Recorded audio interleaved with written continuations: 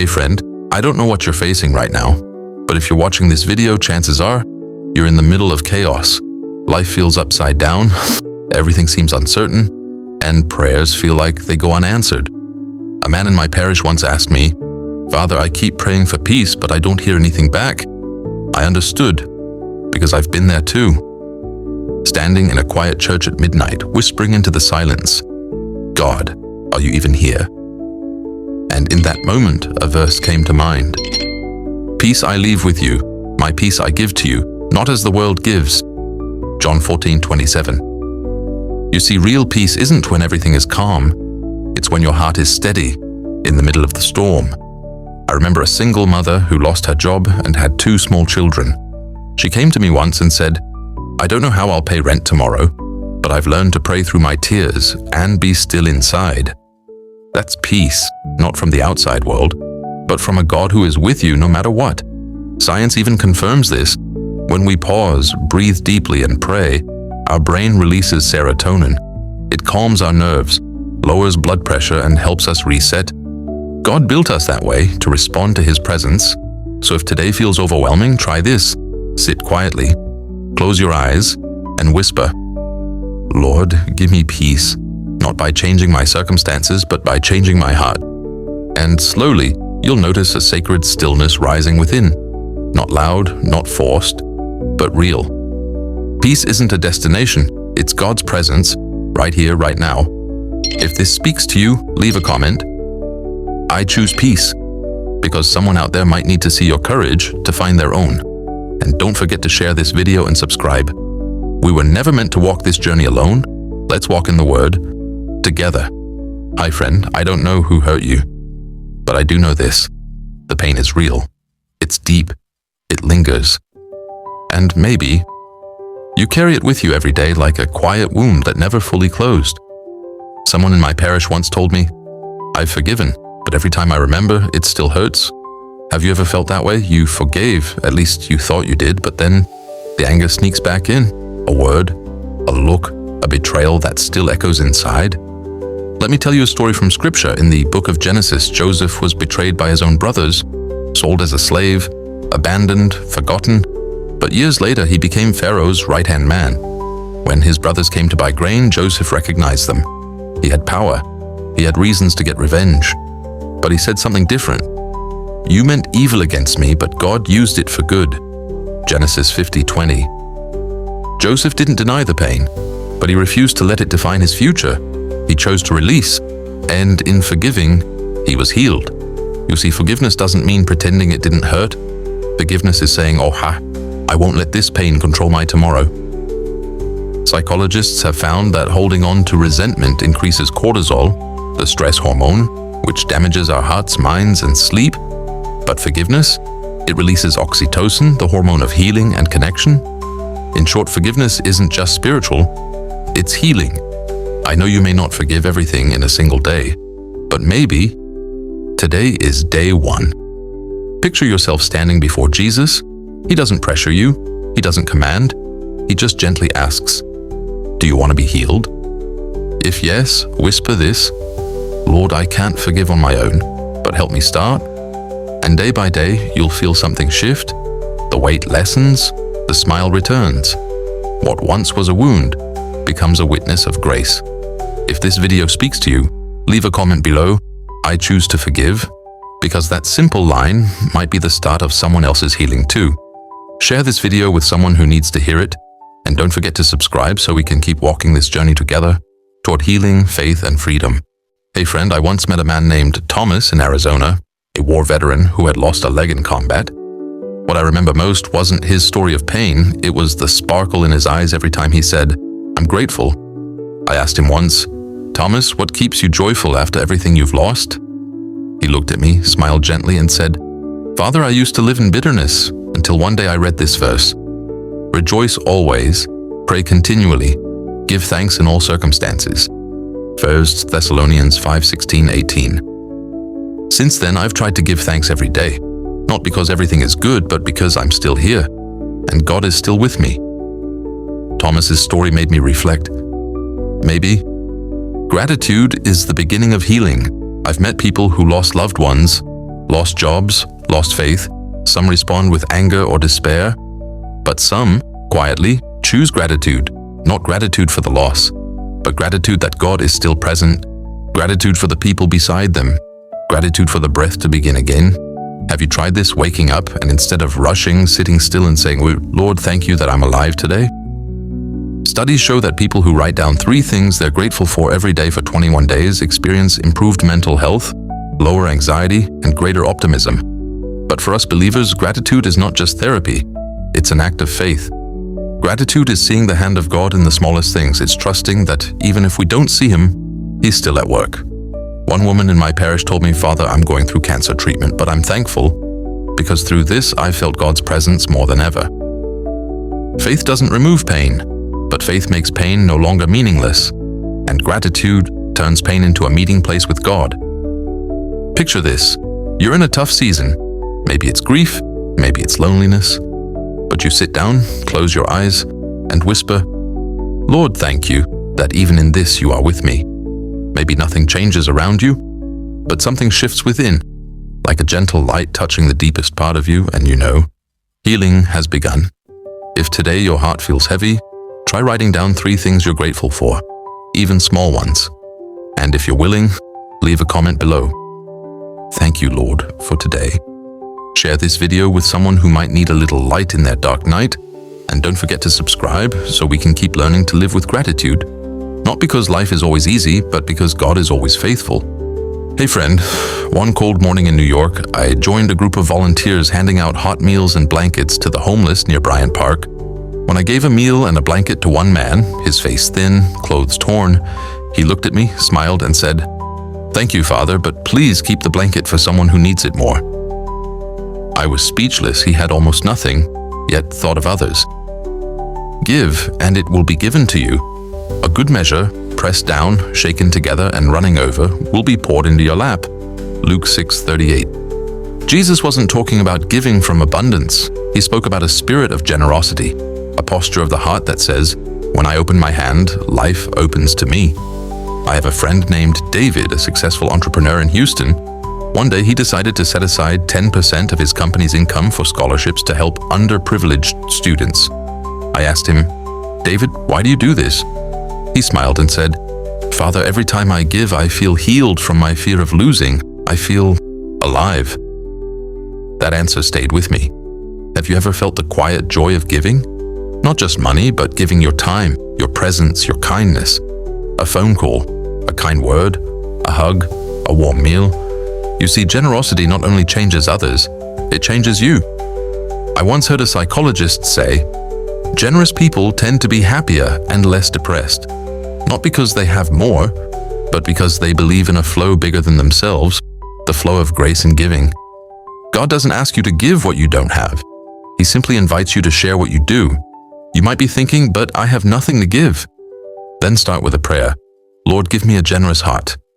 When you open your heart, you'll discover life isn't meant to be hoarded, but poured out. Imagine this. You walk down a road. Each person you meet carries an empty jar. You have a jar full of love, kindness, mercy. You pour a little into one jar, then another, and you notice your jar never runs out. That's the miracle of generosity. If this video speaks to you, leave a comment. I choose to live generously. And if someone you know is closed off by fear, share this with them.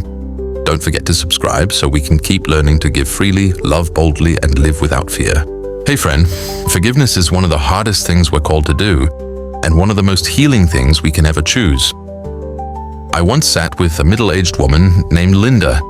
She grew up Catholic but had walked away from church in her 20s, wounded by her father. He was an alcoholic. He beat her mother, and Linda carried that rage for nearly 3 decades. One day, after her mother passed away, Linda returned to church for the funeral. It was the first time in nearly 30 years that she stepped into a place she once feared. After the service, she said to me, Father, I can't forgive him, but I don't want to carry this anger forever. I looked at her and asked gently, what if forgiveness isn't for him, but for your freedom? She sat in silence and wept. Have you ever been deeply hurt by someone? Is there a name you hear that immediately knots your stomach? If so, you're not alone. Forgiveness isn't easy. And Jesus knew that. Father, forgive them, for they know not what they do. Luke 23:34. He didn't say that when people were sorry. He said it while they nailed him to a cross. If forgiveness is the height of love, then the cross is where love touches the depth of pain and rises toward healing. Forgiveness isn't forgetting. It's not saying the hurt didn't matter. Forgiveness is choosing not to let the pain define you. I once heard a therapist say, when you don't forgive, you're holding the knife and cutting yourself with it every day. You may not be able to forgive today, but you can start with a prayer. Lord, I can't forgive yet, but I want to be free. That's a holy beginning. Healing may not come from the apology you never got, but from your willingness to let go. Linda eventually forgave, not in a dramatic way, but in small steps. Writing a letter she never sent, saying the words to God in prayer, crying in private.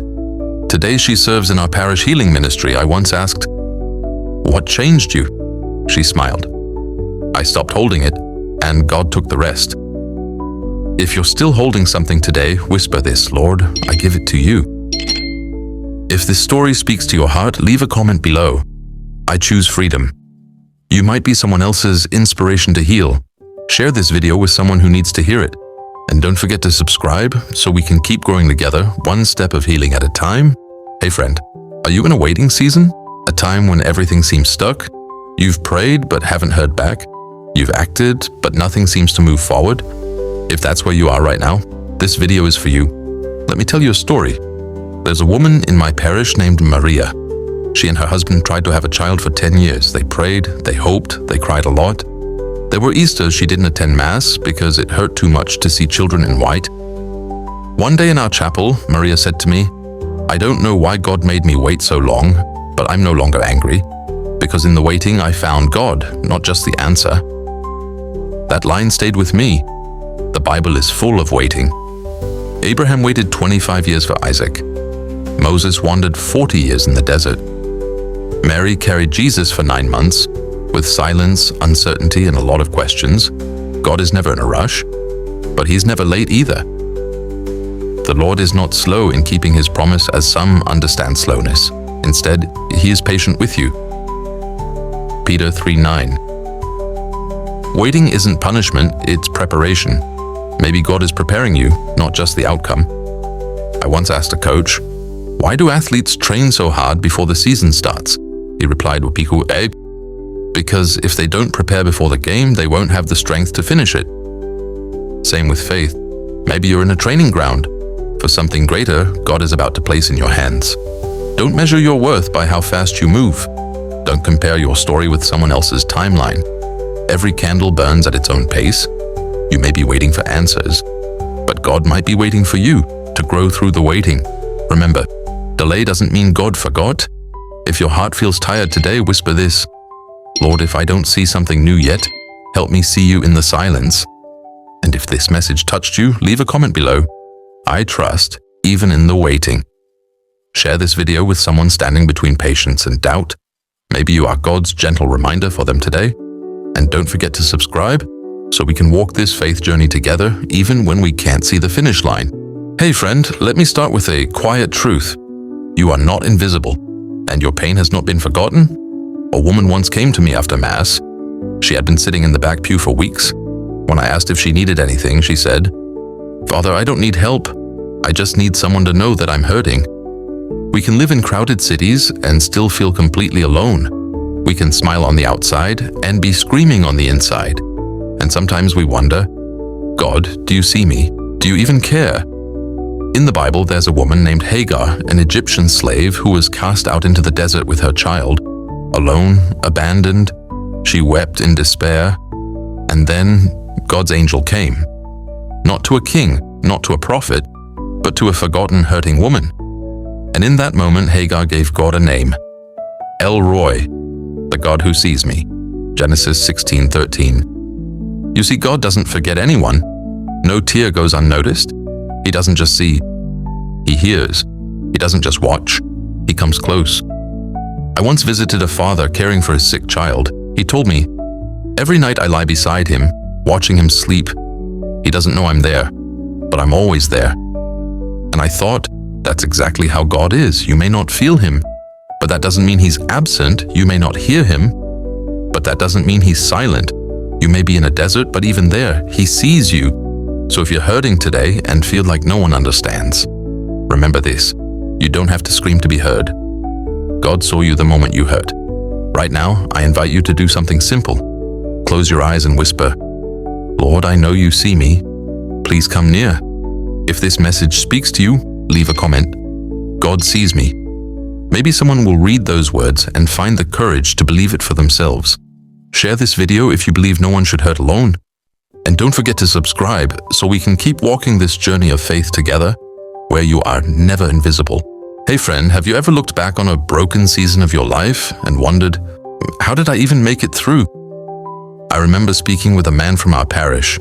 He had lost his job, his wife left, and his finances collapsed. He said, "Father, I'm a wreck. Nothing about me is whole anymore." I held his hand and told him a story. Jesus once fed a crowd of over 5,000 people. After everyone had eaten, the disciples picked up 12 baskets full of leftover pieces. Did you catch that? Pieces, crumbs, what most would throw away, Jesus kept. In the eyes of the world, fragments are useless, but in the hands of God, they're the raw materials for the next miracle. Imagine this: you're holding a shattered clay jar. The pieces are sharp, scattered, and you think there's no way to put it back together. Then a Japanese artisan walks in. He doesn't use ordinary glue. He uses liquid gold to restore the cracks. The art is called kintsugi, and the jar becomes not just whole again, but more precious than before. I believe God is an artist like that. He's not afraid of broken souls. He treasures hearts that have been shattered, because that's where he can begin something new. Remember this: faith isn't about living a perfect life. It's about letting God turn your broken pieces into something eternal. I've seen single mothers who thought they had nothing left become pillars of hope for others. I've watched former addicts become powerful witnesses of healing. I've been broken myself and realized it was in that brokenness that God felt closest. You don't have to be whole to come to God. You just have to be honest. God doesn't look for perfect people. He looks for hearts willing to give even the shattered parts. So if today you're holding fragments of pain, of loss, of broken dreams, whisper this prayer: "Lord, this is the part of me that's broken. Do what you will with it." If this message speaks to you, leave a comment. I believe God can use this brokenness. Share this video with someone who needs to know that broken isn't the end. And hit subscribe so we can keep walking this faith journey together. Not perfectly, but truthfully. Hey friend, have you ever prayed hard for something and nothing seemed to happen? I remember a mother once coming up to me after Mass, tears in her eyes. She said, "Father, I've been praying for my daughter's healing for 3 years, but she's only gotten worse. Where is God in all this?" I didn't have a perfect answer, but I shared a story from the Gospels, a story that still moves me deeply. Lazarus was sick. Jesus knew. But instead of rushing to heal him, he waited 2 more days. By the time Jesus arrived, Lazarus had died, and Martha, heartbroken, said, "Lord, if you had been here, my brother would not have died." John 11:21. Have you ever said something like that to God? If you had come sooner, I wouldn't have lost my job. My loved one might still be here. My heart wouldn't be this broken. We think God is late, but really, He's working on something deeper. Jesus didn't just want to heal, He wanted to draw people closer to the source of life. He wasn't early, but He arrived right on time to show the glory of God. And He did the unthinkable, called Lazarus back from the dead. Maybe you're in your own 4th day. Everything smells like death. It feels too late, too far gone, but let me tell you, God hasn't forgotten you. His delay isn't denial, it's an invitation. Trust me, even when it looks like all hope is gone. The greatest miracles often don't show up on time, but they always show up on purpose. I've seen this again and again. A couple trying for children for 10 years, finally holding a baby in their arms when they least expected. A young man going to Eucharistic adoration every day while jobless, then one day getting hired for a dream job. So if you're waiting and praying and seeing nothing yet, don't give up. Whisper this: "Lord, I don't understand, but I believe you're working." If this message speaks to you, comment below, "I'm still waiting on God." Your words might be the hope someone else needs. And don't forget to share this video. Let's spread hope together. Hit subscribe so we can keep learning how to wait in faith. Hey friend, I once asked an elderly man in our parish, "Have you ever blamed God for the pain you've gone through?" He smiled with a quiet ache and said, "Of course, Father, but looking back, without those wounds, I don't think I'd ever have truly met God." His words stayed with me, because often it's in our deepest pain that we discover God's deepest love. Jesus once said, "Unless a grain of wheat falls to the ground and dies, it remains only a single seed. But if it dies, it produces many seeds." John 12:24. It's not easy to hear that when you're hurting, but it's true. What looks like the end might be the beginning of something new. I remember a woman who lost her husband in a sudden accident. For weeks, she could barely speak, but eventually she began to write. Simple, honest reflections on grief, faith, and healing, and thousands of strangers found comfort in her words. That's what God does. He turns ashes into beauty, pain into purpose. Maybe you're in that place now. A loss, a divorce, a diagnosis, a dream that's crumbled. If you are, don't write the ending yet. God might be starting something new right there, in the rubble. Picture a seed buried in soil. It's dark, it's cold, it feels like nothing is happening. But deep underground life is beginning. Maybe you don't feel anything right now, but God is quietly reshaping you from the inside. Don't fear weakness, don't fear pain, because it's in weakness that God's power is made perfect. My grace is sufficient for you, for my power is made perfect in weakness. 2 Corinthians 12:9. You don't need to be strong all the time. You just need to keep your eyes on Jesus and take one more step. If you're in a dark place today, trust that morning is coming, and in the waiting, pray, "Lord, use this pain for good." If this video speaks to you, don't keep it to yourself. Comment below, God is still working, and share it with someone who might be breaking inside. Don't forget to subscribe so we can walk this journey together, through the pain, into the purpose,